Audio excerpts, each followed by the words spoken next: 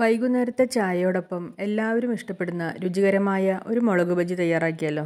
ആദ്യം തന്നെ ഇതിനു വേണ്ടി ഒരു ബാറ്റർ തയ്യാറാക്കണം.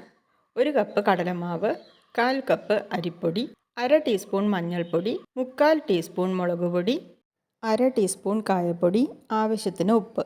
ഇത്രയും ചേർത്തിട്ട് നന്നായിട്ടൊന്ന് മിക്സ് ചെയ്യാം. മിക്സ് ചെയ്തതിന് ശേഷം ഇതിലേക്ക് കുറേശ്ശെ വെള്ളം ഒഴിച്ചു കൊടുത്തുകൊണ്ട് ഇത് നന്നായി കട്ടയില്ലാതെ കുഴച്ചെടുക്കാം. ഏകദേശം ഈ ഒരു കൺസിസ്റ്റൻസിയിൽ നമുക്ക് ബാറ്റർ തയ്യാറാക്കാം. ബജ്ജി ഉണ്ടാക്കാൻ ആവശ്യമായിട്ടുള്ള ബജ്ജി മുളകുണ്ട്, നമുക്ക് കടയിൽ നിന്ന് വാങ്ങിക്കാൻ കിട്ടും.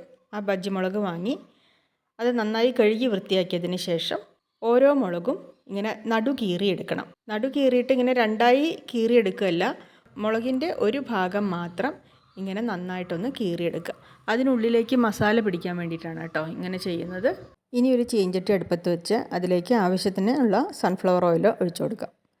ഓയിൽ നന്നായിട്ട് ചൂടാവുമ്പോൾ ഓരോ മുളകായിട്ട് എടുത്തിട്ട് ഈ മാവിൽ നന്നായി മുക്കി ആ മാവ് നന്നായിട്ട് ഈ മുളകിലേക്ക് പിടിക്കണം. അങ്ങനെ നന്നായിട്ട് മുക്കിയതിന് ശേഷം ചൂടായ എണ്ണയിലേക്ക് ഇട്ട് കൊടുക്കുക. ഞാനിപ്പോൾ ഒരു ട്രിപ്പിൽ 3 മുളകാണ് ഇട്ടിരിക്കുന്നത്. ഒരു വശം വെന്ത് വരുമ്പോൾ തിരിച്ചിട്ട് കൊടുക്കുക. അങ്ങനെ തിരിച്ചും മറിച്ചും ഇട്ട് 2 വശവും നന്നായി മൊരിയിച്ചെടുത്തതിന് ശേഷം മുളക് ബജ്ജി ഓരോന്നായി എണ്ണയിൽ നിന്നും കോരി മാറ്റാം. അപ്പോൾ എങ്ങനെയുണ്ട്? വൈകുന്നേരത്തെ ചായയുടെ കൂടെ ഇതുപോലൊരു മുളക് ബജ്ജി കഴിക്കാൻ കൊതിയാവുന്നുണ്ടോ? എന്നാൽ ഒട്ടും വൈകണ്ട, ഉടനെ തന്നെ ഉണ്ടാക്കിക്കോളൂ കേട്ടോ.